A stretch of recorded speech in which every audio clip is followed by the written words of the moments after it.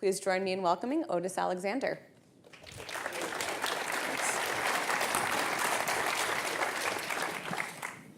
So I'm going to really consider getting a wig for myself for my next presentation. Might help with my confidence. Not this time. Either way, so I'm going to give a quick update about ATT&CK for ICS. I'm going to try to cover some of the typical things that I get asked about. So why ATT&CK for ICS? How does it fit into the other frameworks? What are the use cases? And of course, when is it going to be available? So why ATT&CK for ICS? So we can think about it from a couple of different perspectives. ICS, industrial control systems, are behind some of the world's most critical infrastructure. That's a reason in and of itself to kind of look at how adversaries are affecting these systems. The other thing is asset owners and defenders really want to have a deep knowledge about how adversaries are affecting these systems. They want to know about their tradecraft. They want to know about the technologies they use, and they want to use that to help inform their defenses. Another thing is adversaries have unique behaviors in these environments. The environments are unique in and of themselves, and I'll go over a couple of the things that we have to consider. So unique adversary goals. So one of the things that adversaries are trying to do in this area, they're trying to disrupt some delivery of service in conjunction with the industrial process. They may also try to cause physical damage to pieces of equipment, so that's important as well.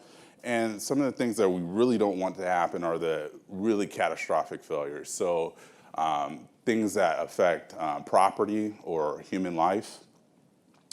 Some other things that we have to consider are the technological differences between ICS and maybe traditional IT systems. While IT is present in ICS, we also have things like controllers that are interfacing directly with big pieces of equipment that run the process. We also have specialized applications and specialized protocols, and these things are taking into account the state of the industrial control system at any point in time, and they're allowing us to make changes to the system. So these are all important things that we have to take into consideration. Then there's different ways of defending these systems. So we're less mature in this area. So one thing is, what are the data sources that we need in order to defend these systems? Where do we collect them from? If we're dealing with low-level embedded controllers, they don't have the same interfaces to collect host-based information. We also have to think about the protocols. And the last thing I want to highlight is, if we're thinking about mitigations or security controls, we don't want them to affect safety. We really don't want to be a part of the problem. So these are a lot of unique considerations that we have, and I think this is kind of the why we want an ATT&CK for ICS. So in general, when we're thinking about industrial control systems, we have to think kind of from the asset owner or operator's perspective and what their complete system looks like. So this is just a representation of the functional levels of an asset owner's system. What this includes is what you would traditionally call like a headquarters or something like that, like enterprise systems, high-level operations management. And then you get down into the OT, or operational technology, or industrial control system, where you have supervisory control, some remote way of looking into the system, controlling the system, and then some local control that you may have that directly interfaces with the pieces of equipment. So looking at the traditional adversary behavior, it kind of ranges along the whole model here. So it's not like adversaries are always just getting into supervisory control or the low-level system. They're sometimes, or most of the times, making their way through from the enterprise systems down. So IT literally spans the whole model. It spans from enterprise systems all the way down to basic control sometimes, where you have embedded windows and things like that. So that's where enterprise attack really comes into play, because it explains the entry points for adversaries coming in via IT or enterprise systems. It also explains that IT conduit that they leverage to get up into basic control or to the area they need to be in the industrial control systems.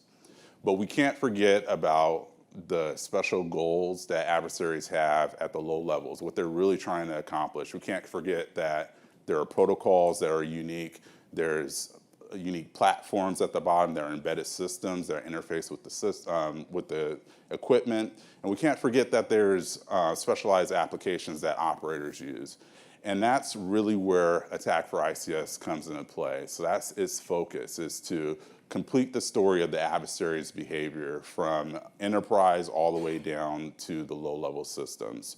So what we're doing is we're really trying to figure out what the interface between the two models are. And we have some solutions, but we're trying to refine that so that you can get the full gamut of adversary behavior in these systems. So what are some of our use cases?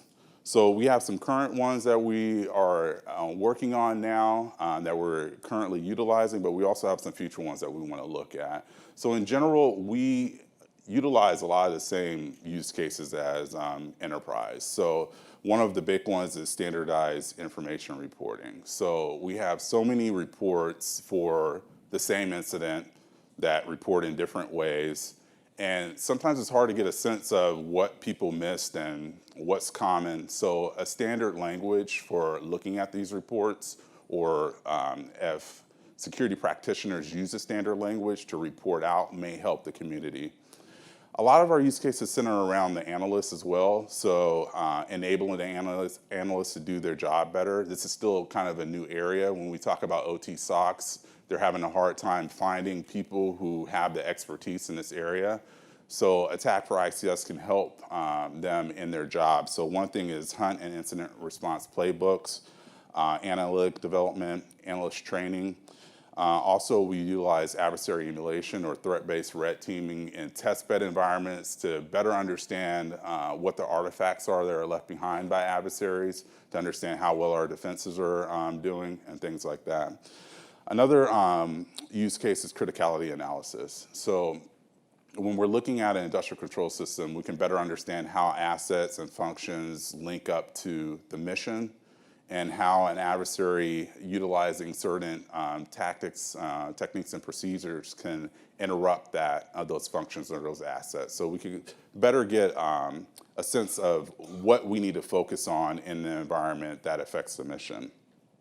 So a future use case that we're really interested in is threat modeling at the design phase. So we've been talking to device manufacturers, and one of their critical needs, and one of the things that they've been using Attack for ICS for, is to help untrained engineers understand what the ramifications are of adding features at the design process for low-level embedded controllers.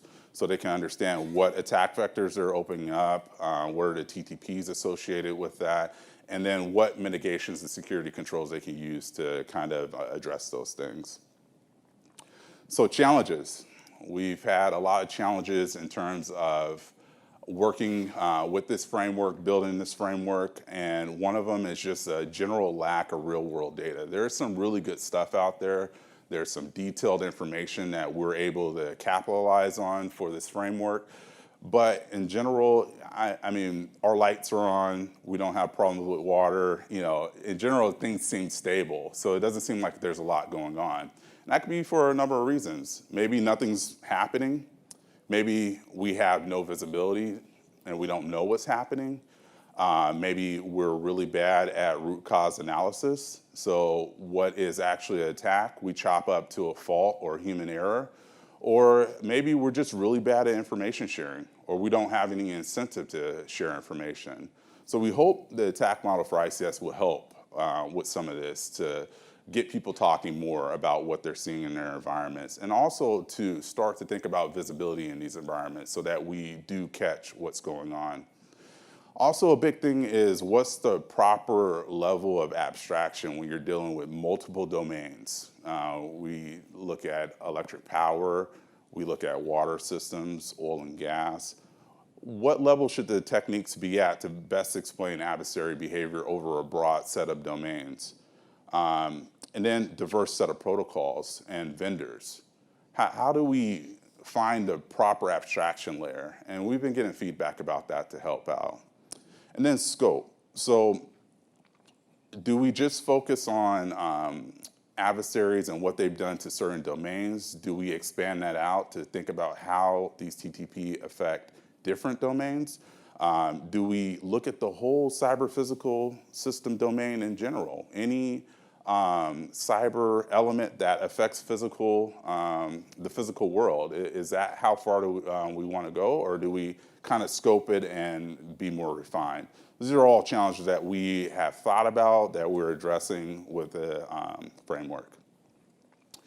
So we've gotten a lot of good feedback, and that's helped us in terms of our tactic development.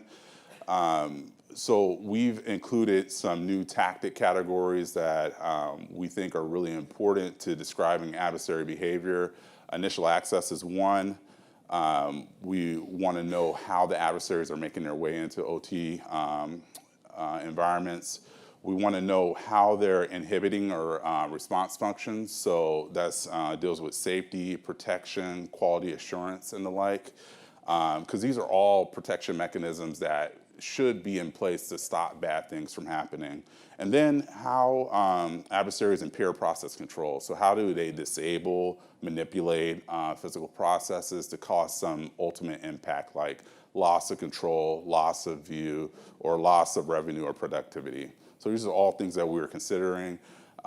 We've updated the attack matrix to reflect some of these new tactics, and we've added techniques to address how adversaries are actually accomplishing these goals. So some things that people ask me first, I'm gonna address now. So what's the status of attack for ICS? Well, we're currently in our third major revision, and I was trying to kind of highlight some of the changes that we made in this last revision. We actually have 84 individuals from 29 organizations. We got a new person yesterday who have early reviewer access, just to give us initial feedback about the model before we go through with public release. So these organizations range over private and public entities. So we're getting a lot of different use cases and feedback from a lot of different people. So we're planning for release December of this year. So it's available to the larger community so we can collect feedback. We want to do an independent release where we're not on attack.mitre.org right now, just to help facilitate rapid response to feedback that we anticipate getting. And if you want access before that time, we are currently allowing that via NDA. So if you have any questions about that, please let me know. We're really excited to get this out to the public so that you can start using it, so that you can start providing your feedback, and we can mature and refine it. So I think I have time for questions. We'll push questions into break. Okay, so we're cool. about to go there. Please join me in thanking Otis Alexander.